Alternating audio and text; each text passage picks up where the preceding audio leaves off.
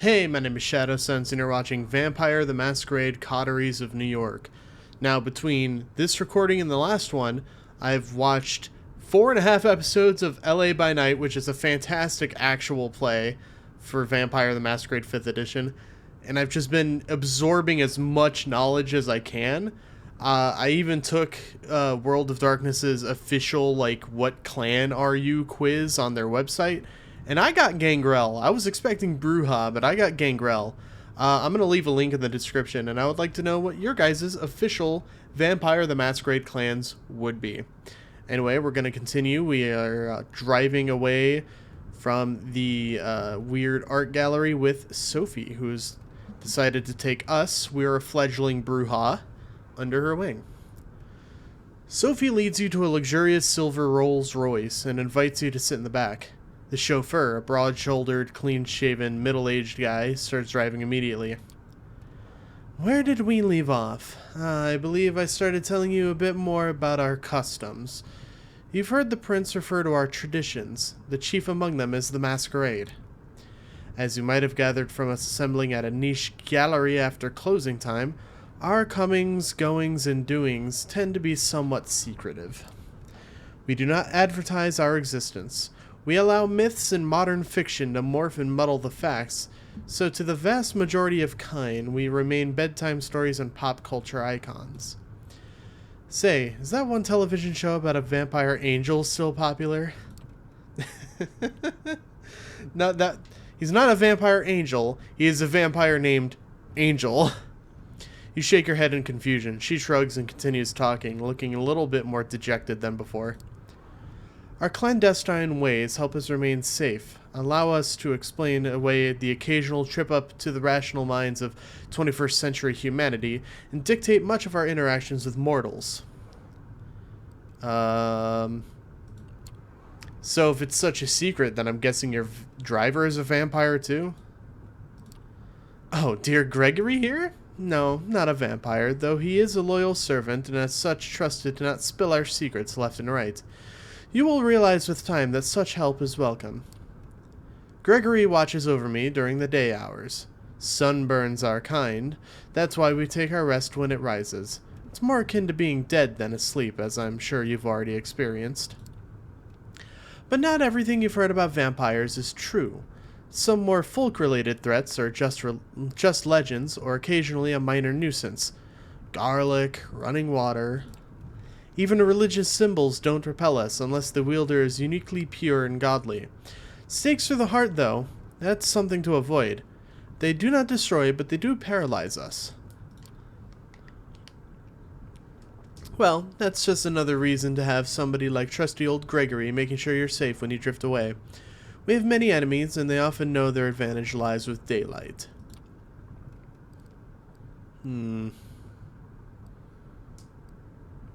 Yeah.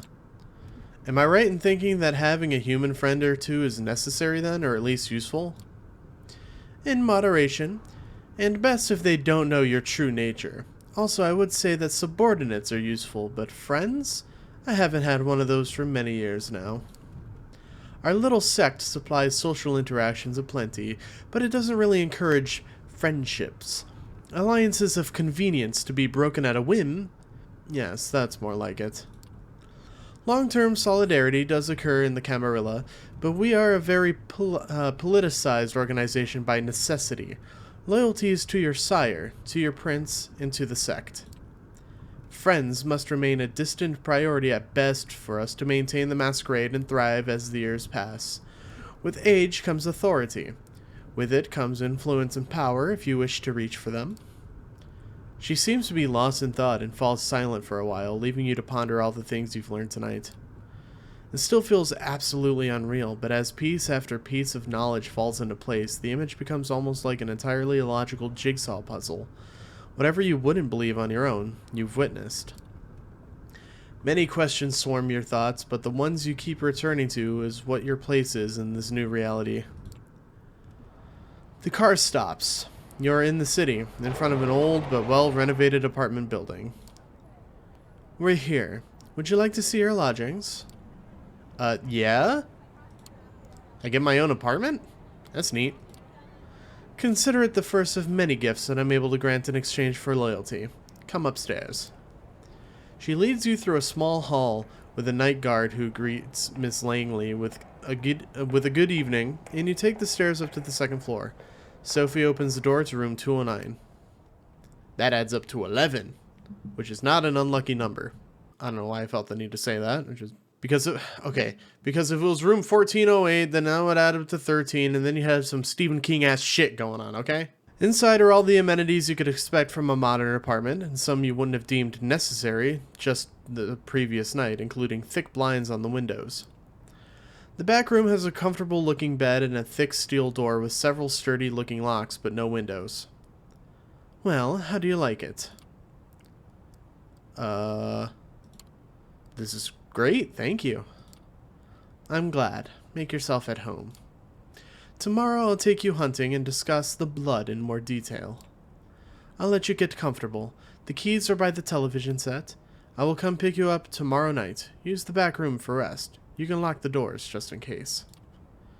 It stings a bit when she leaves. It's like the room suddenly became a few shades dimmer. You inspect the kitchen, hoping to find something to drink. Nothing. No regular food either. Feels strange that Kadira could be a more thoughtful host than your new sire, even if only in that respect. You briefly wonder if the sheriff might have a hidden side. With nothing left to do, you lie on the couch with the TV playing in the background for company. Columbo reruns. Kojak reruns. President of the United States got himself into serious trouble again. President of the United States got himself out of trouble again. Pundits start yelling over each other about things that seemed a little bit less insignificant just 2 days ago. You start drifting off, reflecting about another night of confusing conversations and worldview-shattering revelations. How many more before you finally understand what's happened to you and what you're supposed to do now? You keep coming back to the life you left behind, the people you should contact, the things you want to pick up from your apartment. You wonder when you'll have the chance for either. As you start to feel the same tiredness that made you drift into a cold sleep last night, you settle into the back room. The bed is comforting. The lack of windows less so. You leave the light bulb on. Looking at it, you realize it's the closest you'll ever come to staring at the sun on a breezy summer day again. A wave of melancholy overwhelms you. A few minutes later, your consciousness fades and you take the plunge into darkness again. Sinking, sinking, sinking, sinking. Oh, there's just a straight up rest option. Oh, look at this little map in New York. This is nice. I like that it looks like fucking veins running through muscle. Tutorial. Hunger is at the heart of a vampire's existence. To ignore it is to tempt the beast to take over in its desire to feed. To overindulge in feeding may threaten the masquerade while staining what humanity you have left. In Coteries of New York, having high hunger is indicated by progressively thicker bloody frame around the screen, like the one you see now. Got you. As your hunger grows, so does this indicator. Your hunger may increase when you call upon your vampiric powers, or when you need to mend your wounds after a fight. When your hunger reaches the maximum level, you will receive a warning after you complete a piece of the story. Ignore it at your own peril. Some choices might only become visible if your hunger is high enough. Similarly, high hunger may block off some choices, as you'll be able to see after pressing continue. Ah, gotcha. To decrease your hunger, you will need to feed. Whenever you see a feeding opportunity, you can take the risk to hunt and slake your hunger. You will need to keep the hunger at bay if you are to uphold the masquerade and survive the nights that await you. You open your eyes. The bed isn't warm. The room is filled with artificial light from the ceiling. The solid metal door is closed. Normally, you'd stretch for a bit. On some mornings, you'd probably throw a quilt over yourself and snooze a moment longer. But that was before. The way you woke up now, you are fully conscious. No grogginess, nothing weighing you down, just the nagging need in the back of your head. God, that would be fucking nice to just wake up and be like, alright, ready to start the day! Let's go! Except for the hunger part. The hunger part would probably suck. Hunger. Not as severe as the last time, but unmistakably there. You get up and open the door to the main room. A digital clock on the TV shows you the time. 9:04 p.m. You walk over to the blinds and retract them cautiously. The only light coming in is NYC's artificial nighttime luminescence. So that's what your waking hours are going to look like now. You missed the sunlight already. You're seriously considering just walking out of the apartment and figuring this all out by yourself, but then you come back to the memory of Kadir's exotic sword being raised in the gallery. Maybe sticking around isn't that bad of an idea after all. You keep jumping channels for around half an hour and then switch to streaming services. Almost as if the universe had a sense of irony, you catch True Blood in the flood of recommendations. The doorbell rings. It's Sophie. Good evening, Shadow. Slept well? Just like a dead man. Curious wording, but not that far from the truth, I suppose. No use dwelling on it. I think you will agree with time. You made the right choice yesterday. I can teach you many things about yourself, your blood, its desires, and its power. We will begin tonight. You are hungry, yes? I'm sure you are. Our kind always is. There's only one remedy, the blood. The drinks we had yesterday at Elysium are not the usual way you slake your thirst. So tonight I will assist you in your first foray into hunting. You'll need to learn a sense of the kind of blood you desire, to understand how you can use the kind's vulnerabilities to your advantage. Well, I'm ready to learn. Let's get started. Such eagerness. Or is it just your hunger making you impatient? You will find that drinking moderate amounts of it regularly will keep the hunger and the whispers of the beast away. You might think yourself monstrous, but there is a balance to be found here. The kiss gives you the kind pleasure. You might remember this from your own embrace. Some can even become addicted to the sensation. But if you do it right, they tend to misremember your feeding. After all, vampires do not exist. They are myths, fairy tales, and pop culture mainstays, correct? She gives you a sly, knowing smile. That is why the masquerade is so important, and even more crucial when you feed. Yeah, then how do you... Yeah. I guess that's something I haven't thought about, even after listening to all those episodes. Biting people leaves marks, right? And the victims remember your face. You shouldn't concern yourself with leaving marks. I know you can lick them away. These are easy to conceal. You just need to bite carefully and then lick the punctures closed. That's all there is to it. As for being remembered, like I mentioned, the kiss is an ecstatic experience, so kind can barely recall the details. And even when they do, this city is enormous. You could spend days on the streets and not see the same face twice. Use that to your advantage. Feeding from the same area repeatedly can be dangerous, but by branching out you risk the ire of other kindred on whose domains you trespass. Lucky for you, NYC is more forgiving in this regard. New York is somewhat of a unique position. Many of its neighborhoods remain contested or unclaimed. The reason for this is a lesson for another time, but keep the following in mind. Take opportunities to feed when they present themselves these upcoming nights. As long as you hunt cautiously and respect the masquerade at all times, you should be fine. To wit, I want you to join me for a trip tonight. Come downstairs. Gregory is waiting for us. Good old Gregory. You gotta love a butler named Gregory. The busy street fills the air with traffic noise, pedestrian chatter, and a mix of smells that disorient you momentarily. Ugh, why can't I say that word? These warm bodies contain what you want, what you need. You catch yourself.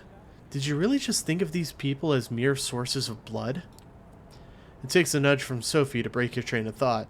Her driver opens the door for her and then tips his hat to you, gesturing to the back of the car. The car casually joins the somewhat thinned New York traffic. It's still busy in a way only one of the biggest cities in the world can be, but compared to the daytime commute, it's a pleasant drive. You barely have the time to gather your thoughts and formulate new questions before the car comes to a stop. You're among the tall skyscrapers that make up Manhattan's iconic skyline. Come, Shadow. Park the car, Gregory, will you? The driver just nods and Sophie gets out. You join her, and then the two of you walk through the glass doors together, then take the elevator up. You first notice an empty stage with the instruments of a string quartet still in the back, then take in the few dozen chairs in front of it. The concert seeming concluded, the patrons, all smartly dressed and posh, have spread out all over the hall. Sophie strides in confidently, produces an invitation from her purse that she flashes in front of a security guard. Stumbling over words tonight, I guess. You follow close and are let through without issue. Let's start easy. A social setting like this one usually proves quite challenging to an inexperienced kindred, but consider this evening a small gift from your patron. I'm hoping to procure for you a willing vessel. Just remember what I told you about taking small sips. This one I have a soft spot for. Don't damage her. Now let's see here. There he is. She notices somebody in the crowd, flashes a heart-melting smile, and suddenly even you feel drawn to her. You haven't thought about it before, but it's laid clear before you in this moment. Sophie's beautiful. Just looking at her is a privilege. Just being with her makes you feel elated. Everybody in the crowd, but especially the man who's almost tripping over himself to reach her, clearly agrees. Edgar, I'm so happy to see you. How is your daughter? Is she with you? Oh, there she is. Julie, my girl, come over, please. There's somebody I'd like you to meet. The young woman who walks across the hall can't be more than 19 years old. It's clear from her mismatched earrings and the partially faded purple hair dye that she doesn't fit this crowd. Julie, this is Shadow. I think the two of you should get acquainted while I talk business with your dad. Awfully boring stuff, I assure you. I'm positive you'll like each other. The girl gives you a shy smile and nods toward the balcony stairs. You follow, somewhat unsure what it is exactly Sophie expects you to do. You reach a secluded space from which the entire lobby is visible. All eyes are on Sophie. They listen intently and then laugh when she does. Julie saves you the trouble of figuring out the next step. If you're with Sophie, then I guess you're, I mean that you know. She puts her wrist to her lips and gives herself a theatrical nip. Then she looks to you, embarrassed, but also hopeful? I gotta remember the Masquerade. But she might know? What, are you into this sort of thing? She blushes, looks down at the floor, nods. Could you? I mean, if you'd like. Miss Langley tells me I... She swallows hard, avoids your eyes. That I taste nice. Yep, might as well, right? You take her forearm in your hands. A quick look around confirms nobody's watching, and no security cameras cover this area. You bite down gently. It's surreal. She's just giving you her blood of her own volition. How's this possible? What about the Masquerade? You need to ask Sophie. Your thoughts disappear amid the bliss. There's just the taste. Sweet, fresh, sanguine. You drink. And drink. And drink. No, stop. You tear away from the girl harder than you wanted. Still, the bite leaves just tiny punctures. Almost as if by instinct, you lick them clean and the two holes become concealed just like that. Julie is now leaning on the wall, pale, wobbly on her feet, but happy? She lets out a dreamy sigh, opens her eyes, a few tears fall under her shirt, tears of joy. Thank you, but please, can you walk me downstairs, please? My dad, he doesn't know. Thinks it's a condition. Miss Langley told him so. She leans on you and requests you to walk over to a bench. She takes the seat and smiles at you. The crowd around Sophie disperses slowly. Looking at her now, only some residual awe hangs in the air. Yes, she's pretty, maybe even beautiful. Sure, but not your type. What came over you before? You walk over to her. Edgar, dear, it was splendid talking to you, but we need to get going. Give Julie my best wishes. Come with, Shadow. Gregory is waiting for you out front. It's only to the car that Sophie addresses you. It's only in the car. I can tell from your look that you took the opportunity. Good for you. That girl's exquisite, don't you think? You wouldn't tell by her demeanor, but she has so much passion. Brings out a unique bouquet in her blood. I think she knows who we are. That's not normal, right? It's not usual, but that much is true. Don't worry, she will do anything I tell her to, and won't say anything to anyone that I haven't put in her pretty head first. Time for the next stop. Training wheels off this time. Gregory, Flushing Meadows, please. The driver takes the car over the Williamsburg Bridge. You settle your thoughts. Those people back at the hall, they were all entranced. Even I was under your spell. What was that? She smiles with satisfaction. That old trick? Just the blood doing my bidding. We all have our talents. Some of them come from the legacy we inherit from our sire. Others can be learned with experience. I can sway people or make them fear me. I see more of the world in a greater detail than some kindred. I can will my body to move with unparalleled precision and grace, and more. All of these skills make me who I am. They also help me hunt. How exactly do I use these talents? You will the blood to do your bidding. Many times you'll find you do these things intuitively, almost passively. But making an entire room focus their attention on you? That is tempting the beast. Always keep the masquerade in mind, however. It is all fine if you can disappear in plain sight or command animals with your mind, but save those overt talents for the right place and time. It only takes you half an hour to reach the park at this time of night. Both you and Sophie leave the car, with Gregory left behind again to find a parking spot and keep an eye on the car. Sophie seems deep in thought. She takes in the surroundings with a dreamy gaze. The sky is surprisingly clear tonight. The stars just barely visible in the light-polluted aura of the city. I feel like having a snack myself. I'll be by the fountain. Go, look for somebody to your liking. See what effects you can achieve with your blood, but only pick one victim. Just one. Then come back. Seeing how she seems not altogether here right now, you decide to leave Sophie to her own devices and seek out your prey. From here, it looks like you have a few choices. Just taking a stroll around the park, finding an isolated jogger or someone like them could work, but focusing on one area might work better. The New York State Pavilion might work as a secluded spot. There's a skate park nearby, and worst case scenario, there's bound to be some unfortunate wino around. Or maybe the tennis courts nearby? There's light coming from there, so somebody might still be playing a late night match. They won't be alone, but they might be tired and let their guard down. As these scenarios play out in your mind, you realize you're planning how to assault a stranger in the middle of the night. It's a weird way to be, but the now familiar hunger prompts you to act. Ooh, what do we want? What do we want?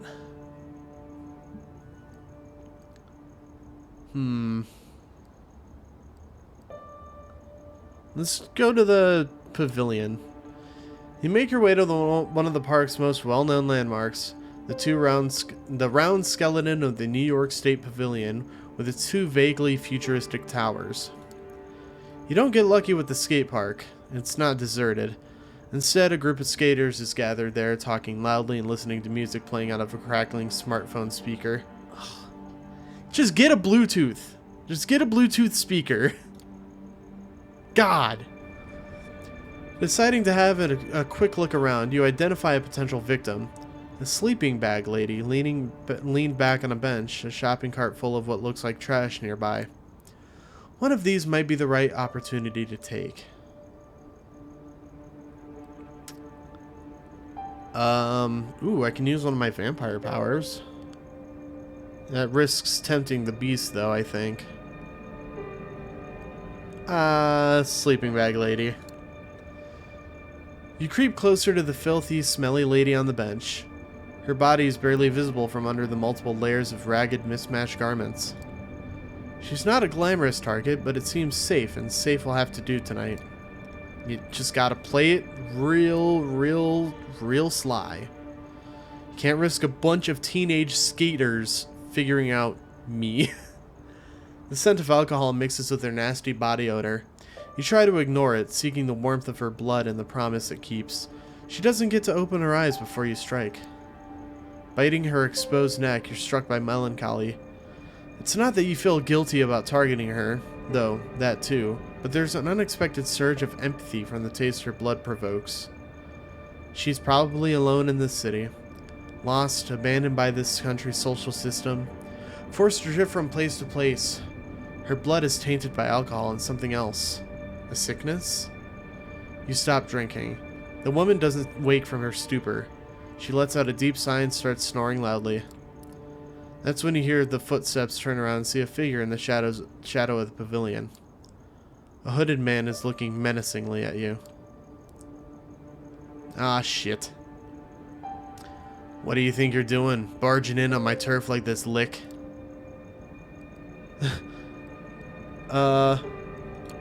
I didn't mean to trespass, sorry. I'm going. Too late for that, friendo. You want to leave here in one piece, you talk. Candidly. I know what you are, so you can shove that Masquerade misdirection up your ass. Now better tell me who you're with before my posse shows up and we beat it out of you. Oh, shit. Oh, God. Alright, we're going to deal with this guy in the next episode. So, thank you guys so very much for watching the video. If you liked it, give it a thumbs up. If you want to see more videos like this one, please consider subscribing. And until then, I'll see you guys next time. Bye-bye.